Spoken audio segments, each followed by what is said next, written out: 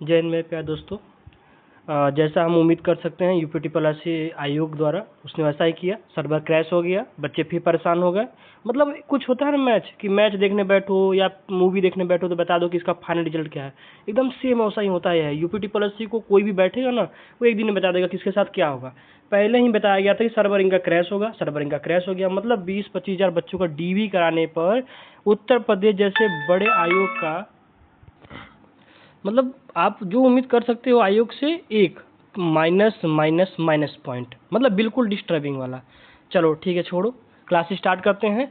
आज की बहुत सारी डाउट्स, मतलब कि लगभग जो भी डाउट्स सब क्लियर होंगे। सर्वर इशू सही हो जाएगा जल्दी ही। आयोग गए तो कुछ बच्चे क्लियर करने के लिए जल्दी क्लियर होगा। छोटी सी रिक्वेस्ट है, सब्सक्राइब जरूर करिएगा अगर चैनल पे हैं, क्योंकि अगर आपके लिए इतना मेहनत कर रहे हैं तो आप भी तो अपना थोड़ा अपना प्यार दिखाइए। चलिए समझते हैं आज के क्लास में हम लोग कराने के वाले क्या हैं आपसे। देखिए आज की क्लास में आपको ये समझाएंगे कि अगर आप डीबी अभी नहीं कराए हैं और डीबी करा लिए हैं तो बहुत बहुत बधाई। डीबी नहीं कराए हैं तो लास्ट टाइम डीबी कराने से पहले क्या क्या प्रॉब्लम को टैकल किया जा सकता है, चलिए देखते हैं। सबसे पहले समझते हैं, जो कि बहुत इंपॉर्टेंट है। मैं 2-3 पॉइंट को समझाता हूँ। सबसे पहली बात है कि जो डेटा लिया जाता है, जैसे आपका नाम, आपका डेट ऑफ बर्थ, वो कहाँ से लिया जाता है। वो देखिए आधार कार्ड और क्लास 10 की रिजल्ट को बेस बना के लिया जाता है, क्योंकि यहाँ से आपका नाम और यहाँ से आपका डेट ऑफ बर्थ स्टार्ट होता है एक्यूरेसी के साथ। मतलब इसके पहले अगर आपका डेट ऑफ बर्थ गलत है तो क्लास 10 से पहले आप अगर सुधार कर लेते हैं तो उसके बाद वही डेट ऑफ बर्थ को लास्ट में माना जाता है। तो यह एक्यूरेसी हो गई यहाँ से। दूसरी बात है, कोई स्पेलिंग मिस्टेक है, गैप मिस्टेक है, कुमारी नहीं लगा है, सिंह नहीं लगा है, प्रजापति नहीं लगा है, पांडे का अक्षर अलग है, ऐसे बहुत सारे कमेंट आए थे आप लोग के। उन सब का सबसे अच्छा कानूनी ढाल है, डिस्टर्ब होने से अच्छा एक छोटी सी एफिडेविट लगा दो। तीसरी बात, सबसे इंपॉर्टेंट बात, लॉक करने से 10 बार पहले मित्र सोच लो। अब लॉक जो कर रहे हो उसमें चेंजमेंट नहीं कर सकते हो।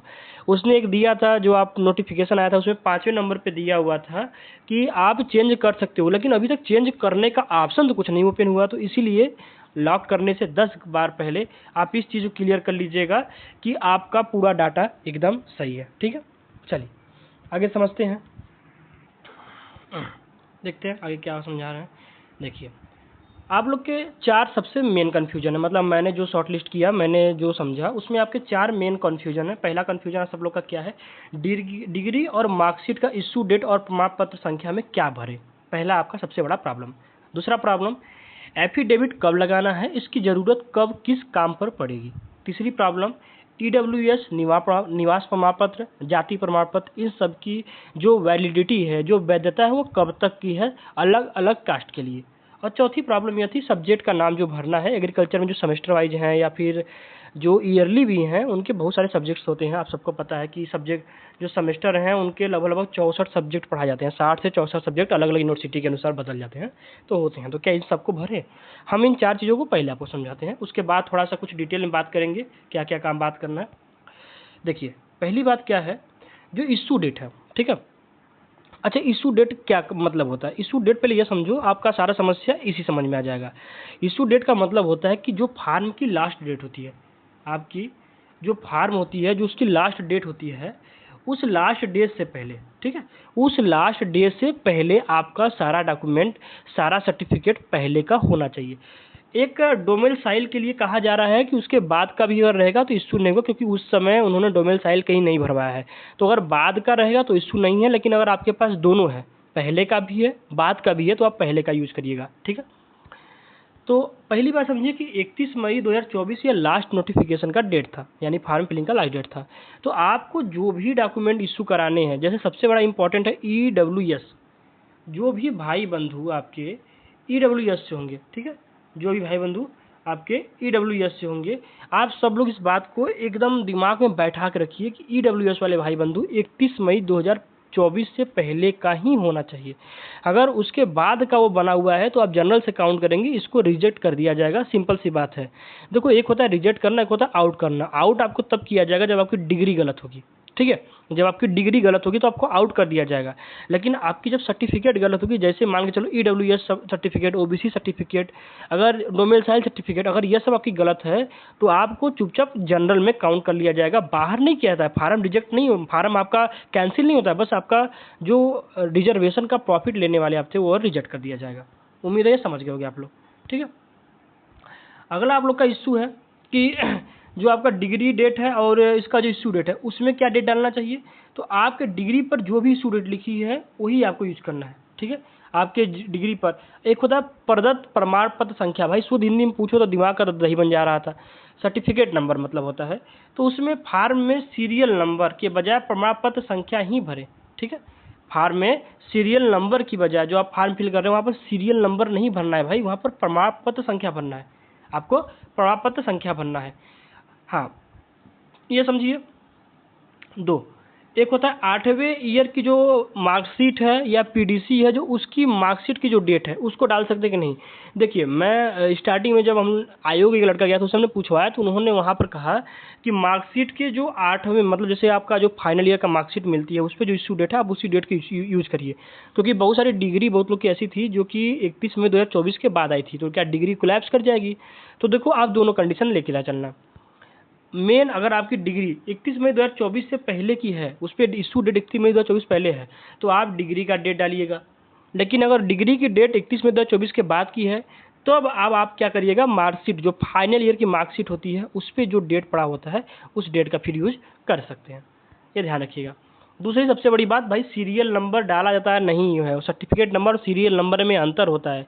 सीरियल नंबर का मतलब ऐसे समझो, जैसे मान लो आप किसी लाइन में खड़े हो तो आपका सीरियल नंबर हो सकता है 10 हो, लेकिन आपका जो काउंटर पे नंबर है हो सकता है वो 2 हो, 5 हो, 8 हो, 16 हो, वो अलग नंबर होता है। तो आपका जो काउंटर नंबर यानी आपका जो सर्टिफिकेट का जो सर्टिफिकेट नंबर है उसका मतलब होना चाहिए। सीरियल नंबर होता है कि यह जो पेज है इस पेज का नंबर क्या है, उससे मतलब नहीं है। सर्टिफिकेट नंबर यानी कि यूनिवर्सिटी में आपके सर्टिफिकेट का नंबर क्या है वो काउंट किया जाता है, ध्यान रखिएगा आप। चलिए आगे देखते हैं। अगला सबसे बड़ी बात है ट्रांसक्रिप्ट को लेकर, इसमें कई सारे क्वेश्चंस थे, इसको समझते हैं। पहला था कि डिग्री, देखो सबसे पहले तो ट्रांसक्रिप्ट और मार्कशीट अपलोड करने के लिए जो विजुअल प्रिंट, जो हम लोग का विजुअल है, जो हम लोग का ब्लू प्रिंट है उसको हम समझाते हैं पहले, उसके बाद बताता हूँ। पहली बात समझो, जो डिग्री या पीडीसी है उसको सबसे ऊपर लगाओगे। पीडीसी समझते हो ना, जो डिग्री या पीडीसी है सबसे ऊपर लगाओगे। दूसरा, 1 से लेकर 8 सेमेस्टर तक की जो मार्कशीट है उसको उसके नीचे लगाओगे और सबको मर्ज करोगे, स्कैन करोगे। उसकी जो स्कैन की क्वालिटी होती है उसको 300 DPI करना। आप कहीं अगर नॉर्मल साइबर कैफे कराओगे तो देखना वहाँ पर 180, 140 इन सब के आसपास ही DPI रखते हैं, लेकिन आप 300 DPI करना। 300 DPI में क्या, आपकी क्वालिटी एकदम ही स्कैन में अच्छी आती है। तो आप क्या करोगे, 300 DPI यूज़ करोगे। तो सबसे पहले ऊपर क्या करोगे, डिग्री, उसके नीचे 8 मार्कशीट जो आपका फर्स्ट सेमेस्टर से लेकर 8 सेमेस्टर तक है, और अगर आप ईयरली वाले हो तो first, second, third, fourth year का मार्कशीट ऐसे लगाओगे। समझ गए? आगे चलो अगला समझते हैं। एफिडेविट जो है उसमें क्या करना है, इन दोनों चीज़ को मैं समझाता हूँ। एफिडेविट कब जरूरी है, ठीक है, और वो कब उसको इग्नोर करना है। देखो यार, हर चीज़ के लिए एफिडेविट लगाओगे तो हो सकता है कि तुम लोग को ही इशू हो जाए। एफिडेविट कुछ भी लगा दे रहे हो यार, कोई भी चीज़ के लिए कमेंट कर रहे हो। कॉल नंबर मैं नहीं दे रहा था, अब नंबर दिए तो कॉल पे कॉल आते जा रहे हैं आप लोग के हैं, मैसेज पे मैसेज आते जा रहे हैं। मेरी हेल्थ कंडीशन अच्छी खासी ख़राब थी, इसीलिए मैं थोड़ा 2-3 दिन से यूट्यूब से मैं दूर रहा हूँ। लेकिन इसका यह मतलब नहीं कि आप कुछ भी मैसेज पे मैसेज कमेंट किए जा रहे हो। आपकी इंपॉर्टेंट जो मैसेज हो उसका मैं रिप्लाई कर रहा हूँ, और इंपॉर्टेंट मैसेज करिए आप लोग। देखिए, एफिडेविट कब रिक्वायर्ड है। पहला, माता पिता, ठीक है, माता पिता या स्वयं के नाम में के स्पेलिंग में गलती हो। जैसे मान के चलो कि मेरा नाम, ठीक है, तो अगर मेरा नाम सत्यम है तो मैं यहाँ पर टी की जगह मेरा अगर यहाँ वाई लिखा हुआ है तो यह गलती है, तो यह गलती है। तो मुझे क्या करना होगा कि फिर मुझे इसके लिए एफिडेविट बनाना पड़ेगा, क्योंकि अगर मैं यहाँ टी की जगह मैं अगर वाई लिख देता हूँ तो ये मेरा नाम का अर्थ ही बदल देगा, तो यहाँ पर मुझे एफिडेविट की ज़रूरत होगी। अगला एफिडेविट, अगर आपके माता पिता या स्वयं के नाम में गलती तब, पहला। दूसरा, अगर आपके नाम के बीच में स्पेस हो, जैसे आपका राम कुमार नाम होना चाहिए, ठीक है, और यहाँ पर राम कुमार एक ही में लिख दिया है, तो हो सकता है कि वहाँ पर एक काउंट करके कुमार आपका सब टाइटल नहीं है, कुमार राम कुमार आपका एक ही नाम है, उसके बाद आपका सब टाइटल होना चाहिए, वो ऐसे काउंट कर लेगा। तो यहाँ पर एफिडेविट लगाएंगे आप लोग, ठीक है, 2 हो गया। तीसरा, हाई स्कूल का जो डाटा है और जो मार्कशीट का डाटा है उसमें अंतर हो। हाई स्कूल आपका बेस मार्कशीट है, बेस मतलब समझो जैसे मान लो घर बनाना है तो आप जो न्यू डालते हो वो आपका बेस होता है। तो अगर हाई स्कूल में जो भी डाटा है वो आपका बेस है, वो आपके घर की न्यू है, उससे अगर कोई भी डाटा मैच नहीं करेगा तो आपको हर चीज़ के लिए एफिडेविट लगाना पड़ेगा। डेट ऑफ बर्थ मैच नहीं करेगा, नाम मैच नहीं करेगा, आपको एफिडेविट लगाना पड़ेगा, क्योंकि आपका बेस है। आप समझो अगर बेस खराब कर दोगे तो घर तो गिर जाएगी ना भाई, ठीक है। अब कब नहीं लगाना इसके लिए सोचो। जैसे अगर नाम के आगे कुमारी, श्री, श्रीमती लगा था, अब नहीं लगा है, कोई टेंशन मत लो। एफिडेविट यहाँ पर दोनों कंडीशन याद रखो। मैं यह नहीं कह रहा हूँ कि मत लगाओ, क्योंकि बाद में इससे कोई भी इश्यू हो तो ब्लेम मत करो। जहाँ तक हमें जानकारी है, बच्चों से जानकारी प्राप्त करवाए हैं या आयोग से प्राप्त किए हैं, वहाँ पर यही है कि इसके लिए एफिडेविट मत लगाइए, कोई दिक्कत नहीं है। फिर भी आपकी इच्छा हो लगा सकते हो, क्योंकि आप सबको पता है आयोग कैसे दो मुंही तरह बात करती है।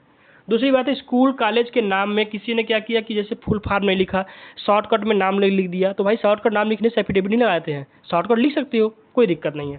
थर्ड, इंटरनेट पे पता अलग है और निवास प्रमाण पत्र पता अलग है, तो भाई ये गवर्नमेंट की समस्या है ना, आप इसके लिए क्यों परेशान हो रहे हो। आप फिर डोमिसाइल बनवाने जाओगे ना, तो फिर आपको वही पता मिलेगा, नया नहीं मिलेगा। इंटरनेट और डोमिसाइल का पता अलग अलग हो सकता है, तो ये गवर्नमेंट की इश्यू है, इसमें आपको कुछ नहीं परेशान होना है। आप उत्तर प्रदेश के हो ना, डोमिसाइल का मतलब नहीं समझ पा रहे आप लोग। डोमिसाइल ये आपसे पूछता है कि आप उत्तर प्रदेश के निवासी हो कि नहीं हो। आपका उत्तर प्रदेश का निवासी होना जरूरी है, मध्य प्रदेश के निवासी नहीं होने चाहिए, यह पूछ रहा है। आपका यह नहीं पूछ रहा है कि आपका गांव कहाँ है, आप बनारस में हो कि मिर्जापुर में हो कि भदोही में हो कि इलाहाबाद में हो, सहारनपुर हो कि रायबरेली हो, भाई सब उत्तर प्रदेश के अंदर है ना, तो अब कोई दिक्कत नहीं है। अब उत्तर प्रदेश को हो बस, मेन डोमिसाइल का मतलब ये होता है। अगला, बैक पेपर की जो पुरानी मार्कशीट है वो बाद में फिर, जैसे कुछ लोग ऐसे थे कि वो बाद में पास हुए हैं, 1 साल का गैप हो गया, बहुत लोग का 11 के बाद 12 में गैप हो गया है, डिग्री में गैप हो गया है, इसके लिए कोई एफिडेविट नहीं लगाया था। ये तो प्रोसेस है, ये तो सिंपल प्रोसेस है, यूनिवर्सिटी का प्रोसेस है, कॉलेज का प्रोसेस है, स्कूल का प्रोसेस है, इसमें एफिडेविट नहीं लगाया जाता है भाई। एफिडेविट लगाया जाता है गलती, जो गलती हो उसके सुधार के लिए एफिडेविट डाला जाता है। एफिडेविट का मतलब समझो आप लोग पहले, चलो आगे समझते हैं। अब देखो, एफिडेविट का जो प्रारूप होता है ऐसा होता है, ठीक है। एफिडेविट ऐसा होता है, यह 10 रुपये या 20 रुपये की नोटरी लगती है, नोटरी वेरीफाई होता है। देख लो पहले इसको, चलो आगे। पहला, अलग अलग गलतियों के लिए अलग अलग एफिडेविट मत बनवाएं, मैंने पहले ही बता लिया भाई। अगर 5-6 एफिडेविट नहीं अपलोड किए जाते मित्र, इसमें अपने एफिडेविट में सारे क्वेश्चन मेंशन करो ना, ठीक है। तो अलग अलग गलतियों के लिए अलग अलग एफिडेविट नहीं बनाओगे आप लोग एक ही एफिडेविट बनाओगे, उसमें अलग अलग गलतियों को मर्ज कर दोगे, ठीक है। 10 का या 20 का स्टाम्प पेपर पे सभी त्रुटियों, जितना भी आपकी त्रुटि हो, आप अपने वकील साहब से मिलकर सारा त्रुटि आप लोग लिखवा लीजिएगा। किसके नाम से बनेगा यह भी ऑप्शन है, तो उसमें देखो उत्तर प्रदेश अधीनस्थ सेवा चयन आयोग के मतलब कि संबोधित करते बनेगा, ठीक है, सिंपल सी बात है। आप जो यूपीटी पॉलिसी है उसको संबोधित करते हुए बनाओगे कि मैं जैसे मैं मान लो मेरा नाम सत्यम है, तो मैं सत्यम सिंह, मैं यह बताना चाह रहा हूँ कि मेरी यह गलती है, और एफिडेविट आपको नहीं बनाना आ रहा तो उस पर आप मैसेज कर देना, जिनको नहीं बना रहा है मैं उनका पूरा डाटा लिख के दे दूंगा। तो एफिडेविट क्या है कि अब उत्तर सरकार के लिए, उत्तर प्रदेश अधीनस्थ सेवा चयन आयोग के लिए बना रहे हैं, सबसे ऊपर उनको लिखकर काम करिएगा। कहाँ अपलोड करें, इसे डीबी फार्म के अंदर अन्य सेक्शन नंबर 10 है, सबसे नीचे आओगे, जब फार्म अपलोड करोगे सब, तो सबसे नीचे 10 नंबर पे, वहाँ पर आपका रीजन में पहले लिखोगे, एक डिक्लेरेशन बॉक्स लिखा हुआ है, वहाँ रीजन लिखोगे कि आप क्यों बनवा रहे हो। जैसे मेरा डेट ऑफ बर्थ गलती है, मेरा नाम में स्पेलिंग गलती है, मेरे नाम में स्पेस गलती है, या कुछ भी जो भी आपका प्रॉब्लम है उसको वहाँ पर पहले डिक्लेरेशन में लिख देना, उसके बाद आप लोग अपलोड कर देना। चलो ठीक है। यदि इंटर की मार्कशीट में गलती है तो उसे इंटर वाले सेक्शन में भी मार्कशीट साथ संलग्न कर सकते हो, कोई मना ही नहीं है, लेकिन अगर एफिडेविट के लिए अलग से सेक्शन खुला हुआ है तो वहाँ पर अपलोड करना, ठीक है।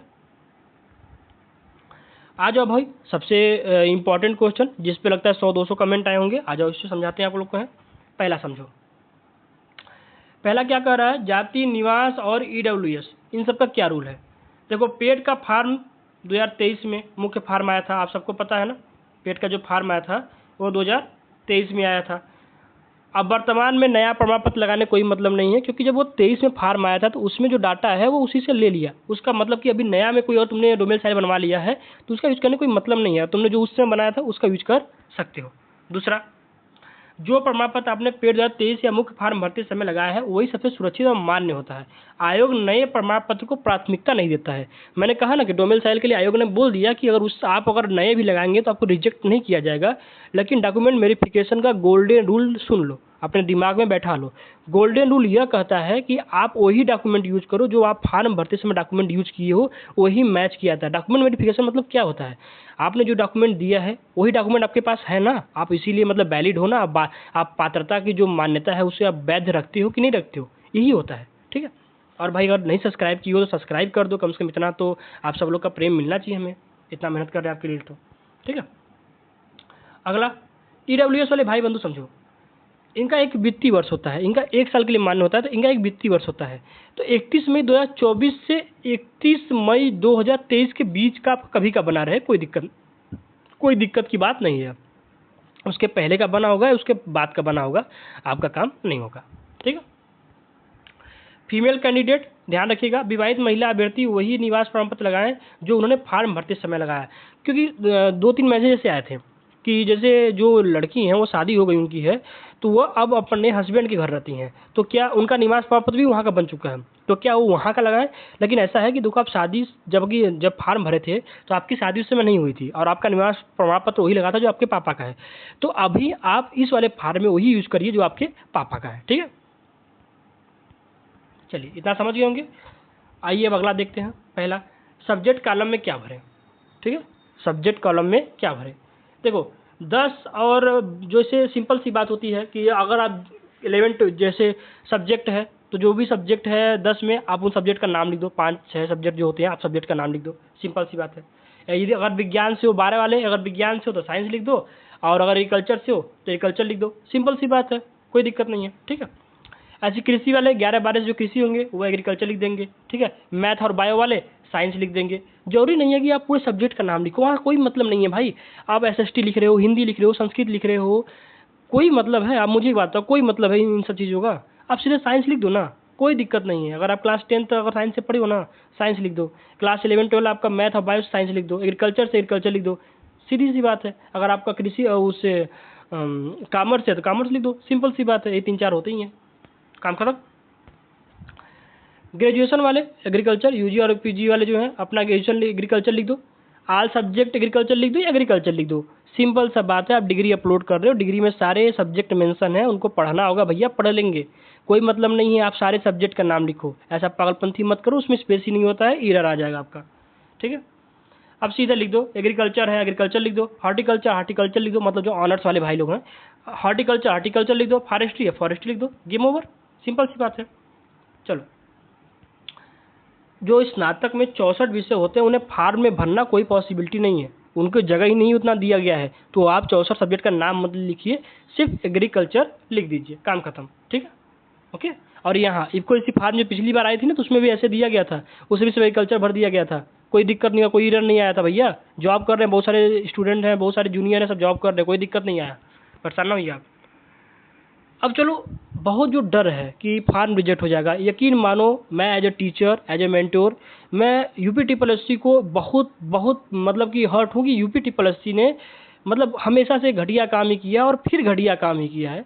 एक तो एजीटीए बहुत लेट भर्ती आपने कराई, एग्रीकल्चर के बच्चे ऐसे फ्रस्ट्रेट है, हर बच्चा परेशान है, काफ़ी सीनियर बच्चे हैं, इतना डिस्टर्ब है, इतना पैनिक है बच्चा, और उनके ऊपर ही प्रैक्टिकल करना था भाई। कोई 100-200 सीट वाली वैकेंसी होगी, उसका आप पहले एक बार डीबी ऑनलाइन कराए होते, 1-2 बार ऑनलाइन कराए होते। आज सर्वर क्रैश होके बैठा है, सब बच्चे परेशान है कि सर्वर क्रैश, हम कैसे फॉर्म फिल करें अपना, मतलब समझ रहे हो नहीं। अगर आपने डेट नहीं बढ़ाया, डेट अगर बढ़ा दिया तो अच्छी बात है, अगर डेट नहीं बढ़ाया तो बच्चे और परेशान हो जाएंगे ना। मतलब कुछ तो ऐसा काम करो कि लोग एजीटीए की महानता गाए, गाली के अलावा कुछ देने का मन नहीं करता है, क्या ही बोलें आप। चलो, ग्रेड की जगह प्रतिशत भर जाना आयोग इससे बाहर करेगा? बिल्कुल नहीं। आधार कार्ड में पता अलग है, आपकी डीबी केवल आपके निवास स्थल से चेक हुआ या आधार या इंटरनेट के डेटाबेस से, समझ लो, इसका समझो। 11वीं की मार्कशीट उपलब्ध न होना, यदि आपके पास 12वीं मार्कशीट तो घबराने की जरूरत नहीं है, इससे बाद में देखा जा सकता है। ठीक है, अब अगला समझते हैं।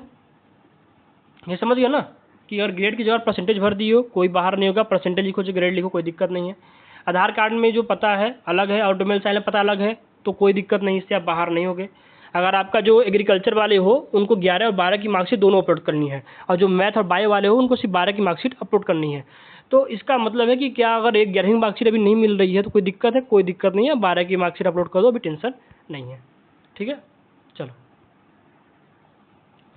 आप कुछ 2-3 स्पेशल केस देख लेते हैं, जो कि कुछ इसमें भी कमेंट बहुत सारे हैं, तो इनका भी मैटर देख लेता हूँ। पहला एनओसी का है। एनओसी का मतलब क्या होता है? No objection certification. एनओसी मतलब ऐसे मिलता है जैसे मैं कहीं जॉब कर रहा हूँ, तो वहाँ पर एनओसी हमें दी जाती है कि हम जॉब कर रहे हैं, हमारा मैनर्स अच्छा है, हमें यहाँ इस कंपनी से कोई दिक्कत नहीं है। और एनओसी हमेशा गवर्नमेंट जॉब वाले बच्चों को बनाना पड़ता है, प्राइवेट वालों को बनाना नहीं पड़ता है।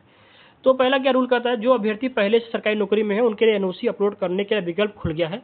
अपनी एनओसी का डिटेल्स भर दें। अभी कुछ दिन पहले क्या था कि एनओसी का जो अपलोड करने का सेक्शन था वो एक्टिव ही नहीं था, वर्क ही नहीं कर रहा था। मतलब सोच लो कमाल कितना इनका है भाई, कितना साहब लोग हैं। मतलब इतना अनपढ़ गवार वाली काम है कि एनओसी फिल करने का आपने एक कॉलम दे रखा है, वहाँ पर यस कर दो और डॉक्यूमेंट अपलोड करने जाओ तो उस पर टच करो, ओपन ही नहीं हो रहा है। सोच लो, एकदम माशाअल्लाह वाला काम करते हैं महाराज, एकदम माशाअल्लाह वाला काम करते हैं लोग। कोर्ट केस वाला समझो, थोड़ा ध्यान समझना। यदि आप पर कोई मुकदमा है लेकिन आप दोषी करार नहीं दिए गए हैं तो घबराइए नहीं। फार्म में धारा का सही विवरण दें। जब तक आप दोष सिद्ध नहीं होता आप बाहर नहीं होंगे, ठीक है। आपके ऊपर मान लो कोई केस चल रहा है और केस में क्या चलेगा, तुम्हारे ऊपर मर्डर चलेगा, ऐसा कोई केस तो चलेगा नहीं। केस हो सकता है कि बगल वाले लोग से झड़प कर लिया है, कोई मारपीट कर लिया है, कोई थोड़ा सा कोई मान लो बिजली चोरी का लग गया है, कंप्लेन लग गया है, या कुछ भी ऐसा छोटा मोटा केस लग गया है। तो अपना केस वाले सेक्शन में यस कर देना, उसमें अपना सारा चीज़ मेंशन कर देना। जब तक तुम वो होता है ना कि अनटिल प्रूवन गिल्टी, जब तक आप दोषी करार नहीं दिए जाते हैं तब तक आप एक तरह से एकदम फ्री हैं, कोई टेंशन नहीं है। अगर आप दोषी करार दिए जाएंगे तब आपको बाहर कर दिया जाएगा, ठीक है। तो अभी आप अपना, लेकिन हाँ यस जरूर करिएगा। अगर आपको कभी फाइल हुआ है, FIR फाइल है तो यस जरूर करिएगा, यह गलती मत करिएगा, ठीक है। अगला खेल कोटा वाले ध्यान रखो। खेल कोटा वाले, यदि आपने गलती से जूनियर असिस्टेंट या अन्य फार्म की तरह खेल कोटा में टिक कर दिया और प्रमाण पत्र नहीं है तो उसे खाली छोड़ दें, वो ऑटोमेटिक कट जाएगा। ऑटोमेटिक कट जाने का मतलब ये होता है कि आपको ऑटोमेटिक आपके कैटेगरी के हिसाब से चूज कर दिया जाएगा, आपको बाहर नहीं किया जाएगा, ठीक है। चलो अब ध्यान से अगला देख लेते हैं हम लोग हैं। सबसे पहली बात है, एक चेकलिस्ट समझते हैं कि जो भी हाई स्कूल पे डिटेल है वो बेस मान के रहते, वो आपके साथ आपका उससे करेक्ट सब है कि नहीं है, फिर से मैच करा लो, नहीं है तो एफिडेविट बनवा लो। अपलोड जितना भी करो 300 DPI में स्कैन करके अपलोड करो। स्पेलिंग चेक में कर लेना और कोई इशू हो तो एफिडेविट बनवा लो, ठीक है। और EWS और डोमिसाइल के बारे में बता दिए हैं, ठीक है। ध्यान रखो 25 तारीख के बाद लगभग सब कुछ 10 बार चेक करके अपना सब कुछ लॉक कर देना, सबमिट कर देना। अगर अभी अपलोड कर भी दिए हो तो लॉक और सबमिट मत करो। 25 तारीख तक अपने दिमाग को संतुलित कर लो, फिर उसके बाद एक बार फिर से ओपन करो, फिर चेक करो, सब वेरीफाई करो, तब लॉक करो, सबमिट कर दो। मतलब एकदम ही भाई क्या कहूँ, गलती तो आयोग ने किया लेकिन आप भी गलती मत करो, एकदम ही बेफिक्र फिर हो जाओ, ठीक है। चलो अगली बात, एकदम प्यार से बात, आपकी सफलता हमारी प्राथमिकता। आप पढ़िए, जॉब लीजिए, हम लोग एकदम साथ हैं। कोई समस्या है आप अपने कमेंट बॉक्स ओपन हुआ है, अपने कमेंट में अपने सारे क्वेश्चन यहाँ पर लिख सकते हैं, आंसर आपको दी जाएगी, ठीक है। यूट्यूब पे बहुत सारी क्लासेस चल रही हैं, क्लासेस ज्वाइन करिए। टेलीग्राम पे लाइव टेस्ट क्यूज बहुत सारे कराए जा रहे हैं, आप बहुत सारा क्यूज देने के विचार करते हैं, टेलीग्राम ज्वाइन कर लीजिए। लिंक आपको मिल जाएगा, दोनों लिंक मिला हुआ है, डिस्क्रिप्शन मिल जाएगा और चैनल के ऊपर भी आपको मिल जाएगा। दो चैनल चल रहे हैं, एक पे लाइव टेस्ट होता है और एक पे आपका डेली क्यूज होता है। आपको जो ज्वाइन करना है कर लीजिए, सब्सक्राइब करिए और साथ दीजिए भाई। कोई टेंशन है मैसेज कर लीजिए। मिलते हैं फिर नेक्स्ट क्लास में, पढ़ते रहिए, मस्त रहिए, टेंशन फ्री रहिए। धन्यवाद।